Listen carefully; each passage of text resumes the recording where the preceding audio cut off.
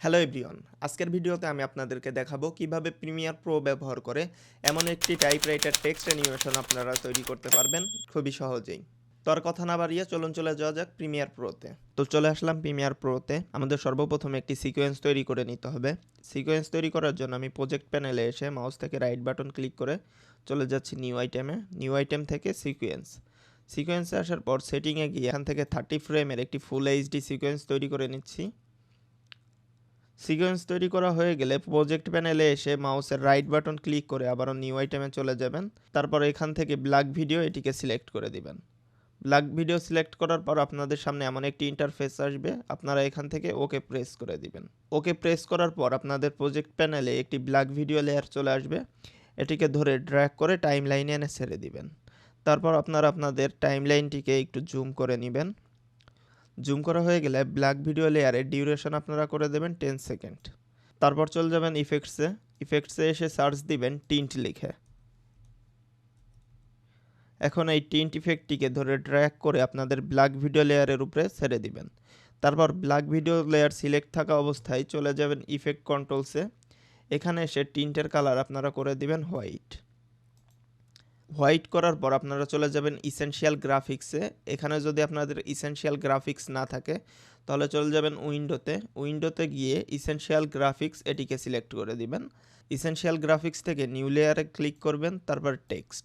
এখন আপনারা এই ইসেনশিয়াল গ্রাফিক্স থেকেই আপনাদের টেক্সটটিকে সেন্টার এলাইন করে নেবেন। সেন্টার এলাইন করার পর ডিরেক্ট আপনারা নিউ টেক্সট লেয়ারের উপরে ডাবল ক্লিক করে যে কোনো কিছু এখানে টাইপ করতে পারেন। সাপোজ আমি এখানে টাইপ করছি টাইপরাইটার টেক্সট অ্যানিমেশন।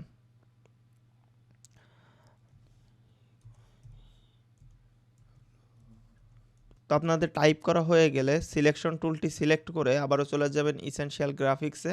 এখান থেকে আবারও আপনারা সেন্টার এলাইন করে দিবেন। সেন্টার এলাইন করা হয়ে গেলে আপনারা যদি চান এখান থেকে আপনারা ফন্টও চেঞ্জ করে নিতে পারেন, আবার কালারও চেঞ্জ করে নিতে পারেন। তো ফন্ট, কালার সব কিছু চেঞ্জ করা হয়ে গেলে আপনারা আবারও চলে যাবেন ইফেক্টসে। তো ইফেক্টসে এসে আপনারা সার্চ দিবেন লিনিয়ার উইপ লিখে।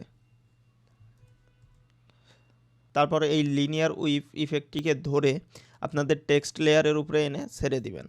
এখানে এসে আপনারা লিনিয়ার উইপের উইপ অ্যাঙ্গেল করে দিবেন 270 ডিগ্রি।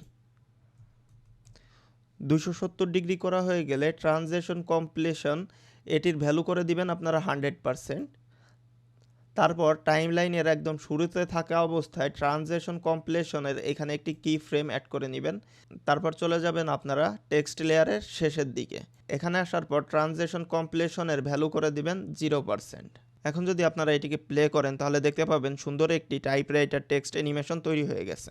তো আপনারা যদি এখন এটির স্পিডকে বাড়াতে চান তাহলে এখান থেকে এই সেকেন্ড কি ফ্রেমটি সিলেক্ট করে একটু বাম দিকে এনে ছেড়ে দিবেন।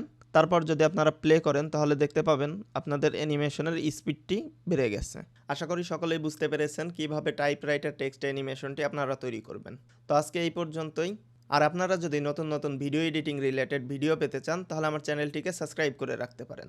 তো দেখা হচ্ছে নেক্সট ভিডিওতে। ততক্ষণ পর্যন্ত সুস্থ থাকুন। আল্লাহ হাফেজ।